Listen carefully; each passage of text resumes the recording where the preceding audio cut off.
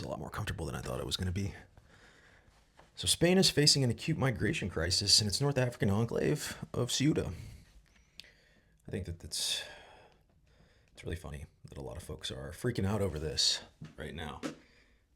This happens once every 5-ish years, I want to say. There's a lot of instability over there. When a lot of government, I just think it's kind of crazy that people are freaking out right now. you know, Obviously, migrants are going to break through. BBC, NBC, they love reporting on shit like this, right? They love doing it. Those neo-libs, fucking organizations, all they do is they like to spread this. They spread fear-mongering, you know, just as much as the conservatives do. NBC, the BBC, they all work together to scare people into believing that, there's this massive divide. And don't think that NBC doesn't like doing this, right? They love doing this. If your whole thing is your party, the Democrats, are kind of in this, their marketing material is essentially this, right? The Republicans are racist, and we're the party that believes in identity, right? We champion the diversity of our country. They benefit a lot from creating a schism. They have, in order for them to exist in general, they have to have the identity politics card to pull for folks. Fortunately, they're in bed with the same Republican lawmakers that have always been outwardly racist. The Republicans have never strayed away from being a neo-Christian, ultra-fascist type organization. And good for them, good for them. At least they're blunt about it. The Democrats will just bring you along, make you believe all of this bullshit. And that's why the Spain thing is so great. It's perfect timing, right? Takes our attention away from a lot of other things happening. Iran, for example. Dear God, have mercy, Iran. But I don't really want to talk about that, do I? Let's talk about the price of a gallon of milk, because I think you guys are all kind of worried about how you're going to move on with your weeks. So the Federal Reserve has told us that they've set the price at $4.32. That's the average. That's varying in the country anywhere from $3 to $6.50. And by God, if you're having to pay $6.50 for a gallon of milk. Oh, what a travesty. Reduced fat, 2% milk, $4.08 on average per gallon. Why is that?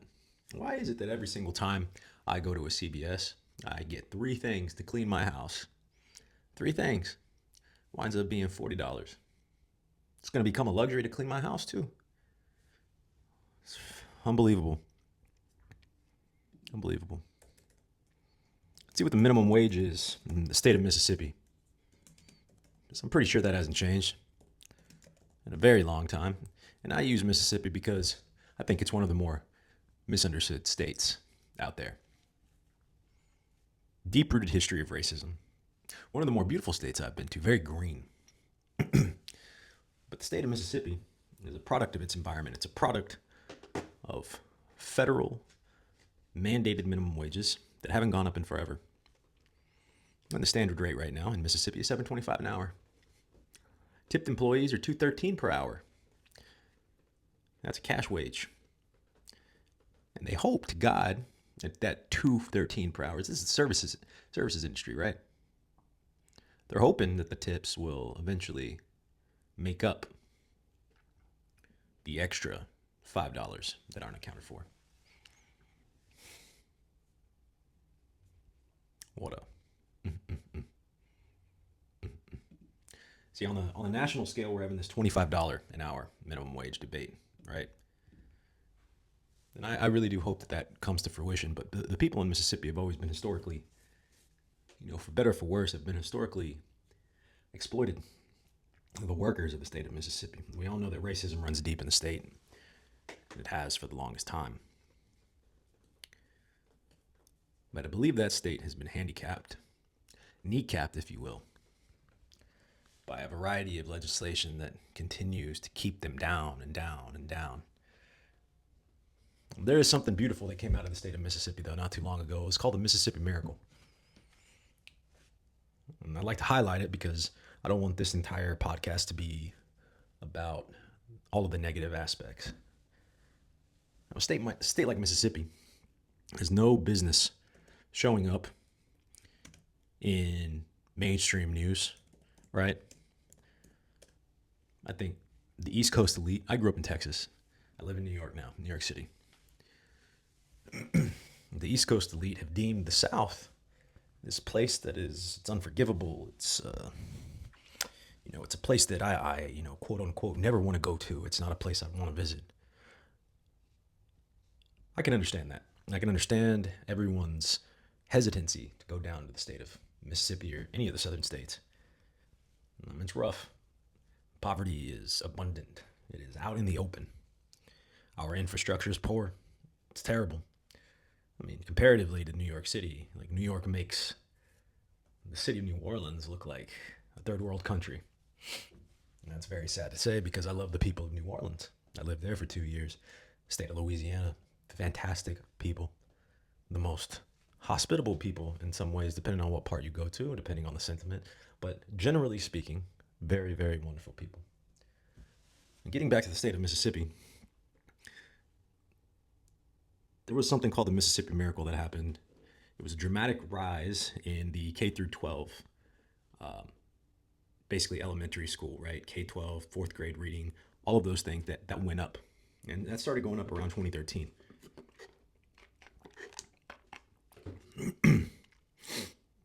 Now, the state had always historically had a bunch of problems with their public education system, right? But this was something that happened that happened slowly over time, right? And it was a positive thing to come out of a bipartisan effort, really just the people's effort to try and improve overall scores of their students. So these things can happen, right, in southern states. They can happen almost anywhere in the country if we're willing, But in order for us to get there, we need to be able to raise the minimum wage, give people the basics needed to create a living so that students can reap the benefits of these increased reading scores so that they can continue to see progress within their own communities like Mississippi did, right? You have to empower the worker in order for things to get better. Ultimately, they're the ones spending cash. Over 70% of all consumer spending at big box stores like Walmart, things like that, all the basic goods and services. 70% of middle income or lower income, right? The working class paychecks pay for all of that. It's true, statistically true. The working class is the one, they spend the most money every single year on goods and services because they have to in order to survive. It's not the wealthy. It's us. We need to remember that. And that's why things like the federal minimum wage, those are basic things, right? Things that we need to gather around to start organizing for. Workers' compensation is a basic need, same as healthcare. And don't even get me started on universal healthcare. We can afford it. If we can afford this war in Iran, we can afford to give everyone basic universal health care. There's no reason why. No reason. I think a vast majority of us believe that we don't deserve it. We do. We do. You deserve the basics. And that is basic. Okay? We have young boys out in Iraq right now, out in the Middle East, not in Iraq, but in the Middle East. They're prepping for war, and you know what they're doing? They're getting millions and millions of dollars to program computers, program drones, to go out and do the fighting for them. That's right. They're a bunch of young men from West Point. They're sitting out in a bunch of tents with a bunch of computers paid for by your tax dollars, the ones that you work really, really, really hard for. And they are programming drones to kill. And you might say, well, that's a great thing. We don't have to waste human lives. Where's my money for groceries then? Why do I feel like I can't go out because gas is too expensive? Is that drone really going to protect you in a war that's non-existent right now? Last I checked, we weren't in a world war, and there wasn't a massive threat from countries in the Middle East. When they lied to us about the weapons of mass destruction, told us that we needed to go to war, they sold us on the idea that we were in danger and we weren't. It's the same case here. The only danger is right here. It's right here in this country because we can't afford our groceries. Our kids, they're going hungry at night. They're not getting educated properly. You're getting beat in the streets by a bunch of 6-week paid training ICE police officers. A bunch of people who sat behind a screen their entire lives, saw the opportunity to wield a gun. They took it. And you're paying them to do that too. You're paying them to program drones to kill people who've never shot a bullet at you. You're paying a bunch of men who are video game aficionados, probably got beat up in high school, and you're giving them the power to put a gun to your head every single day.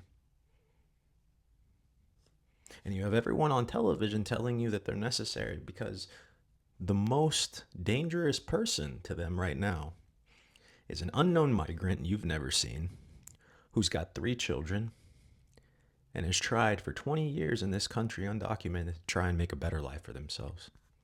A working person, probably just like you, with different colored skin and probably speaks a different language, but that's the only thing that's different. You got 3 kids too. They've got 3. They've been working 40 plus hours a week. You have 2 in a long haul truck. Or maybe it was as an auto mechanic. You may have even shared some of those workspaces with these folks, not even knowing that they were undocumented, but they always covered you. If you needed them to cover your shift, they covered it. No questions asked. But we continue to pay into a system that says it protects us, except our money goes to the things that we don't need. It goes towards this frivolous spending that the rich control. The rich. And when I say the rich, I mean Nancy Pelosi. And when I say the rich, I mean Donald Trump. And when I say the rich, I mean Hillary Clinton. And when I say the rich, I mean Mitch McConnell, Stephen Miller. They all wear the same color undershirt. They all bleed the same underneath. They are wealthy, and that's all they care about. Donkey, elephant, red, blue, doesn't matter. They see the red, white, and the blue for themselves. And everybody else down here doesn't matter. I was reading a little bit more about the likelihood that one in this country might make $500,000 a year. Not $1 million, but $500,000. I would say that 6 figures for some people is even a dream and a goal. But I said, all right, let's say I wanted to make $500,000 a year. What is the likelihood in my lifetime that I would be able to do that? And it sits at around 2 to 4% in a lifetime that I would make that in 1 year. I have just a 1% chance on any given year to make that. I have better chances of writing a New York Times bestseller than I do making $500,000 a year and getting into the top 1%, because that's what puts you there. But we believe in a capitalistic system, this free market that's supposed to protect us, that's supposed to somehow give us the opportunity to do that as long as we pull ourselves up by our bootstraps. I haven't seen my bootstraps. I didn't have anything to reach for. There's nothing to reach for, really. I don't see anybody else finding theirs either. They think that they have them, but it's a facade, it's propaganda. The bootstraps were never there in the first place, and they were never even made available to you. You have unlaced shoes, unlaced boots. You might not even have a sole in those shoes. And that's your starting point. It's everybody's. Which means that we have more in common with each other than we once thought. We've all got unlaced, unstrapped boots. But there's a lot more of those in us than there are of them.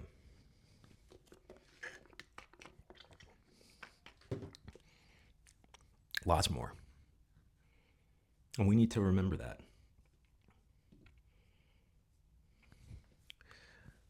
One of the things that I encountered today after reading all of the wonderful news that gets put into our timelines daily is that the state of Israel and Benjamin Netanyahu firmly believe that they can exist, right, in this world without any sort of United States backing. Time and time again, Bibi Netanyahu says, we have a bunch of funding from the United States. We obviously get massive amounts of money, but we really don't need it. We don't need it. We need to prove that we can wean ourselves off of it because we are an independently functional country that doesn't need outside support. We don't need the United States. I find that to be very interesting. I find it to be a slap in the face to everyone who has seen the things that have come as a result of this man's policies. This man is a nationalist. This man is hateful. He is not trying to protect his own people. That is not what he is doing. He is a individual narcissist who believes that by creating fear and divide between his own people and the people of the world, to create a sense of hate for these people, that he will get what he wants. That's what he thinks. I'm going to end on this, at least for this first episode. I have a lot of gripes about Israel. I've got a lot of gripes about how we have essentially empowered a fascist regime to kill people ad hoc as they see fit because we need them and they need us. I've got more opinions on that, but it's another example of how our tax dollars time and time again get used for the senseless murder of innocent children and civilians to push an agenda of a wealthy individual. Wealth. Money is what drives this. It's all masked in this thing that is focused on religion. But at the root of it all, the root is power and money. The working and the poor always suffer. Take Palestine and Israel, and if you strip it down, whittle back the abstractions of the state, you whittle back the abstractions of the religion, and what you have is a bunch of people who are exploited versus a wealthy nation state that is fully funded by the warmongers of the world. And it's all, at the end of the day, not a religious pursuit, but a pursuit of capital and a pursuit of land, property. Always remember that. So I'm going to end on this because I like ending on a good thing. When Donald Trump first ran for the presidency, and even the second time, one of the biggest areas that was used as an example of how the country might go was Appalachia. And if you know anything about the region, It includes states like West Virginia and Kentucky. These states are historically rural in nature. A lot of them are white, but there's also another part of their communities that doesn't get talked about as much, and that's the diversity as well. There's a lot of white folks, sure, but there are also tons and tons and tons of other types of people that live there. And the one unifying thing about them is that they're all working class folks. Appalachia is deeply rooted in socialist history. It's deeply rooted in workers coming together to fight against an oppressive class. The Battle of Blair Mountain is something that is less talked about. It's an entire subject, it's an entire event, it's an entire period of time that gets bastardized and got written about by the New York Times as something of that wasn't necessarily as important as, global news or global politics. In fact, the way that the New York Times kind of wrote about this was that there were a bunch of unruly people in Appalachia who were uneducated and who were wild men who fought against federal officers. The Battle of Blair Mountain was a very simple, cut and dry thing, in my opinion. Sure, there's a lot involved there. But at its root, it was a bunch of people who had worked for a company, a coal company, a bunch of men who were being exploited, who were not getting paid wages, whose wages would go back into company stores, whose families were being persecuted day after day after day by company men who wanted to keep them in their rusty company homes, spending their money on company goods inside of their company stores to keep them oppressed, almost in this indentured servitude type of way.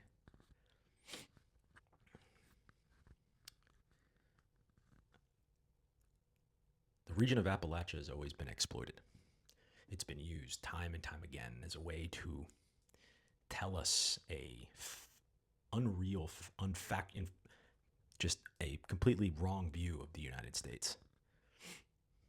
Rural areas are not areas that are always racist. Rural areas are not areas where people will defer to candidates like Trump. There is deeply religious sentiment, but at the end of the day, these people are just like me and you, and they are people. They're workers.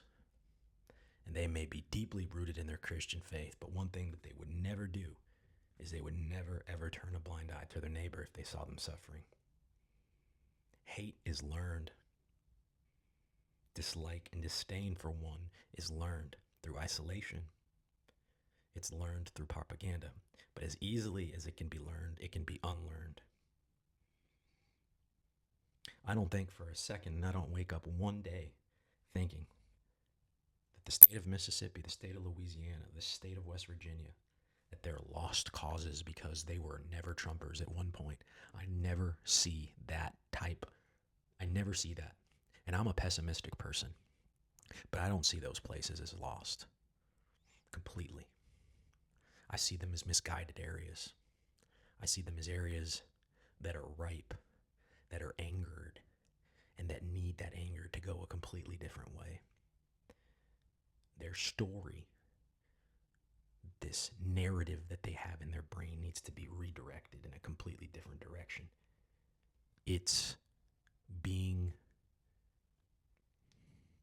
They are, in their minds, looking at a television and that they're in a trance right now. They're misguided. And they're so far stuck in this trance that it might be difficult to pull them out. But I want you to remember, this is to all of my black folks, all of my Mexican folks, all of my people who are of different ethnicities. Workers are workers. If you go to work every day, you work 40 hours a week, and you are dependent upon your paycheck, you've got a brother and sister and someone who's in the South who might have voted for Trump and who might have deep Christian sentiment, but they're suffering just like you. What it's going to take, however, is it's going to take some time for us to show each other ourselves. It's going to take some time for us to hug on each other, to go to the grocery store and look at that gallon of milk and say, who the hell set that price? Who said it? We didn't. We bottled it. We shipped it. We got in that long haul truck. We drove it to the store. We helped move all of those crates. But we didn't set that price. Who did? Well, they ain't shopping in the store y'all are all shopping at. They're off in the Hamptons right now, hanging out together in their own little cabal. That's the cabal. All of them.